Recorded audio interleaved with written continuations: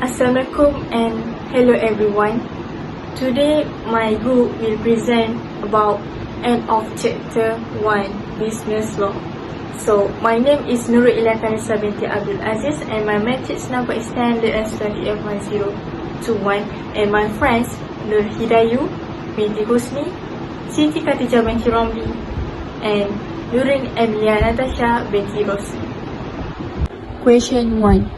Hanim employs Tina, a property agent, to sell her house for 4,000 ringgit Malaysian. Tina subsequently finds a buyer and sells Hanim's house for 430,000 ringgit. Tina told Hanim that she sold the house for 4,000 ringgit. After 2 weeks, Hanim found out about the extra profit gained by Tina. Hanim felt that she had been cheated by Tina.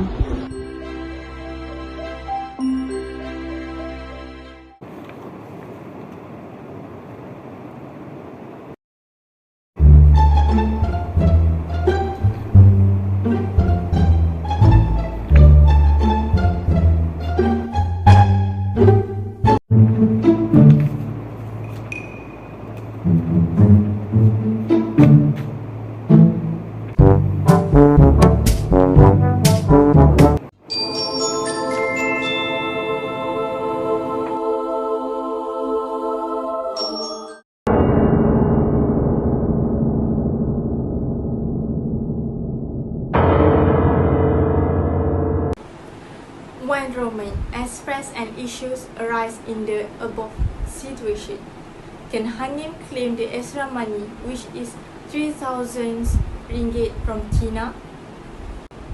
2. Roman justify the relevant provision under Contract Act 1950.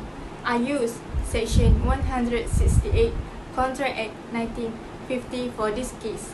If an agent deals on his own account in the agency's business without first obtaining his principal's consent and informing him of all material circumstances that have come to his knowledge on the subject, the principal may repudiate the transaction if the case shows either that any material fact has been dishonestly concealed from him by the agent, or that the agent's dealings have been detrimental to him.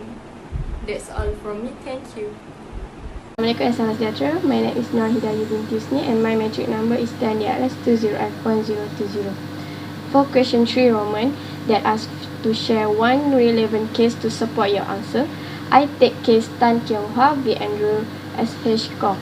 So for this case is the fact is plaintiff purchased an apartment from a corporation. He then hired the accused, who was the managing director of real estate agency, to resell the flat house for RM45 ringgit.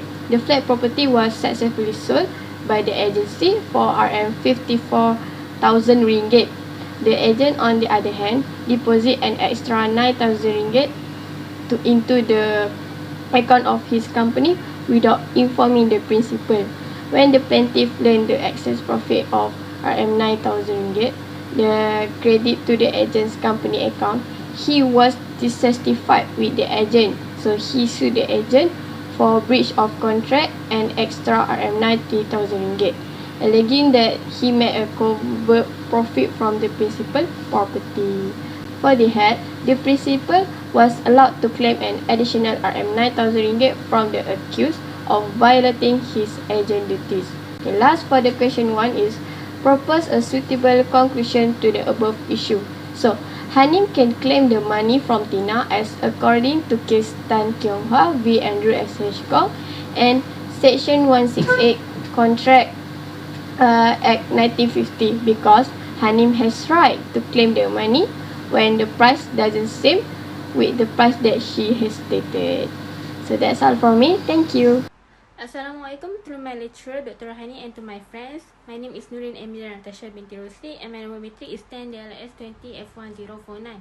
Today, I will answer question 2, which is the given case, which is the end of chapter business law. Okay, let's look at the case in the question. Question 2. Azhar, who is the owner of a biscuit manufacturing company, had always ordered Swan Type A quality from the dealer. The further flour was ordered the same flour as previous contract. Azhar was surprised when the biscuit baked by his employee was up to the quality as previously baked biscuit. After a brief investigation, Azhar found out the flour supply did not meet the quality as the usual usual brand. Advised Azhar and the sales of the contract 1957. 1 Roman describe an issue arises in the above situation.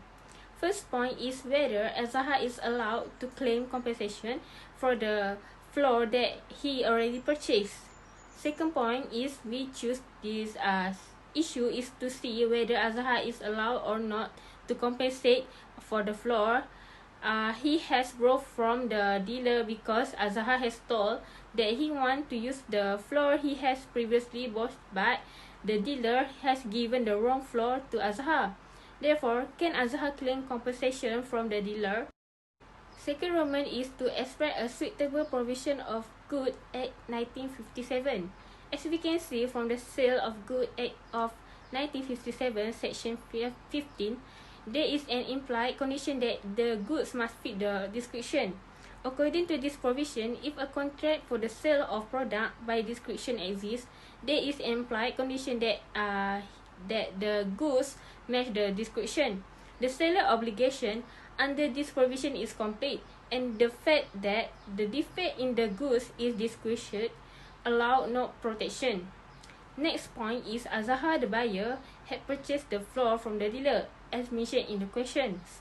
Azhar had a contract with a dealer before, and he intended to repeat it by purchasing flour of the same brand and quality as before. As a result, Azhar stick to the previous contract description. However, after further examination, Azhar discovered that the quality of the good of purchase, the good he purchased under this new contract different from the previous contract. Next, I will pass to the next presenter, Siti KHATIJAH. Hi, Assalamualaikum. My name is Siti KHATIJAH binti ROMLI, metric number 10DLF20F1001. Now I will continue about the case and the conclusion. The third question is explain a suitable case law, which was case Nargurdas Pukshottumdas and Co. v. Mitsui Bussan Kaisha Limited. This is about a contract of sales was made between two parties in a sales of a well-known type of flour. After the buyer ran out of such flour, he made an order, describe it as the same as our previous contract. The seller delivered flour identically in quality as the previous one, but of the different brand.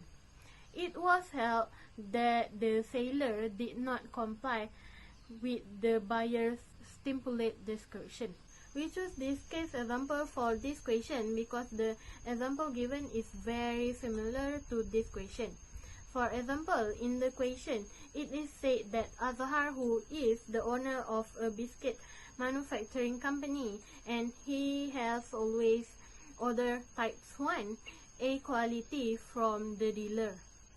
The flour order was the same flour as previous contract, but Azhar surprised when the biscuit baked by his employee did not raise the quality of his biscuit unlike the one baked before. After a various investigation, Azhar found that the flour supply did not meet such quality common brand that has been contract before, while the case example given is also similar, that the buyer buy the same flour in the previous contract, but the seller sent the same quality flour as a previous one but the different brand. Therefore, the example given is very suitable to be used in this question that happened to Azhar. For the conclusion, according to the case Nargundas, Pokshottumdas and Co. v. Mitsui Bussan Kaisha Limited and Section 15 Contract Sales of Good Act 1957 Sales by Description, Azahar is allowed to claim damage for the flower that he already purchased from the dealer, because the dealer sent the wrong flower to Azahar, while Azahar often order Swan type A quality flower from the dealer. This means the contract between Azahar and the dealer is breached, because the dealer did not give goods that did not comply with the description to the Azahar.